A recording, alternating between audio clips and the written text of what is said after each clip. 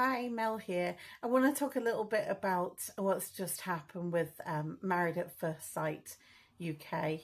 I'm a counsellor in private practice and I've also worked in domestic abuse services for quite a long time, predominantly working with perpetrators and offenders. That doesn't make me an expert to say anything on this, but it's just to give some context of when I'm talking about this really.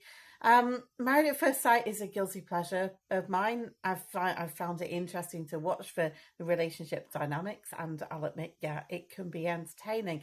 I've always felt sort of ick at the same time with that, of knowing that this isn't really ethical to pit people against each other for this kind of drama, and I've just really hopes that the welfare in the background is good enough, which I really doubt, to be honest, and now know. Well, now it's come out that it's probably not, as they're being investigated. So, so currently the stage I'm at the moment, because I'm realising that this might start changing quite quickly. So there's been the TV program Panorama, which had Shona and then two other people who were anonymous on there coming forward about experiences of sexual assault and sexual abuse. And then now I think there's starting to be other things that are trickling out as well, and other people who've been on the show agreeing that it needs investigating, thinking that there's been sexual assault covered up and various problems.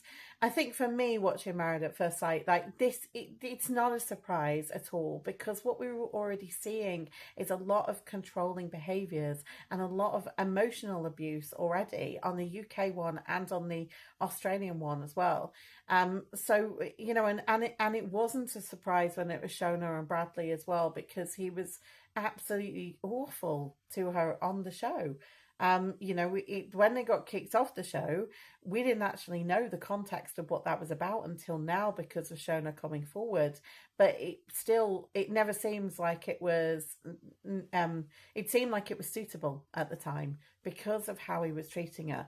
It was very, very controlling. There was a real power dynamic there. He was constantly putting her down, saying that, even in using sort of spirituality and doing that and saying nothing's bigger than the universe, and you know, using all this kind of meditation, and in very much like a Russell Brand sort of way, like he did for a while. He really, really reminded me of like a pound shop Russell Brand, basically. Interesting that so far I've seen nothing from Bradley saying anything. Maybe he's trying to get Russell Brand's lawyer, who knows. But it kind of showed, we've seen various men. I'm going to say it because mainly as men. I'm not saying women haven't acted terribly on MAFS as well, but it's been mainly men using controlling behaviours, with there being power dynamics, putting their partners down.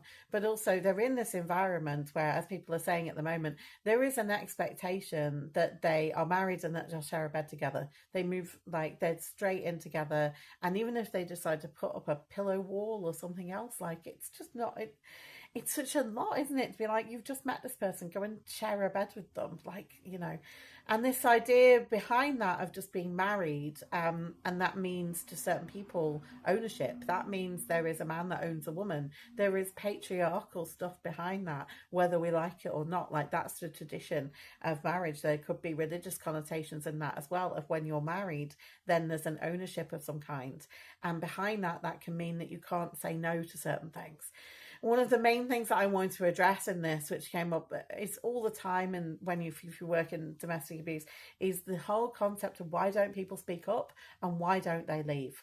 Well, if you imagine this is on a TV show, so this is heightened by like 100%. You're on a TV show where you probably don't want to let people down. You probably want to be on TV. You probably want to see the process through.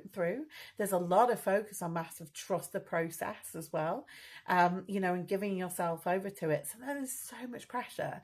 And then you've got, you know, what would happen in kind of, I don't want to say every day, but you know what I mean, when you're not on TV, in relationships where that is hard enough to leave anyway.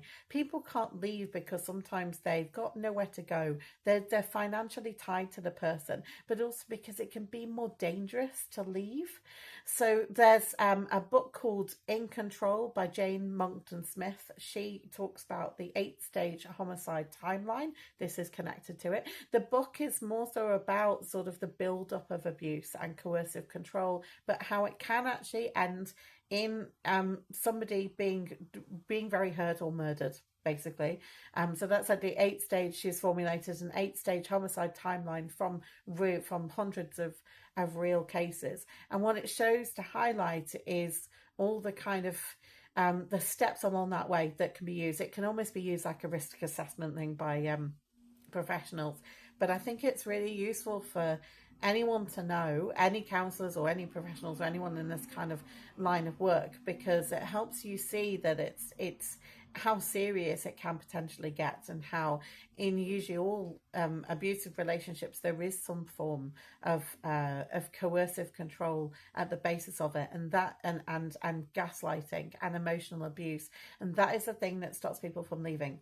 Whether that escalates into something more serious or physical abuse or whatever, it's usually always there, because that stops the person from going. So why don't they speak out? Because they've been part of this usually a long-term pattern of manipulation and of gaslighting, and what it does is completely chips away at your sense of self and means that you don't believe and trust yourself anymore. So you can't just go, because you think, well, they're going to change, things will be better next week. If I just acted a little bit differently, then things will be fine. Maybe I just need to change myself. Maybe I'm the one doing things wrong, like things will get better.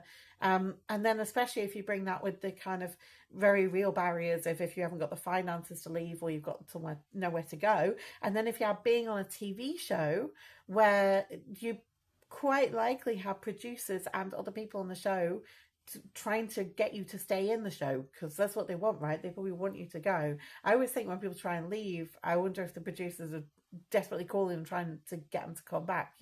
We don't know what happens behind the scenes, but I can speculate.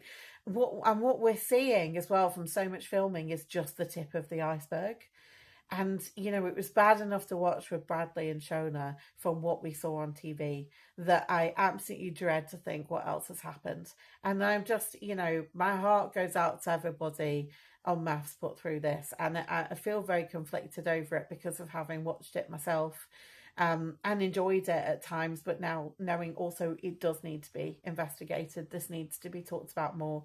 People need to come forward, and especially Shona. I just think she's so brave to have come forward about this. It's really quite incredible. So, and maybe this is the end of MAFS. Then it's also sadly the passing of Mel Schilling doesn't really help. But with this, it's a real shame to have lost one of the experts in this, who brought so much to it. She was like the face of MAFS. So I think this could be the end of it. Okay, thanks for listening. If you have any comments or anything to add, then add them down below. I'm always interested to hear other people's opinions on this, and thanks so much for listening to mine. Bye.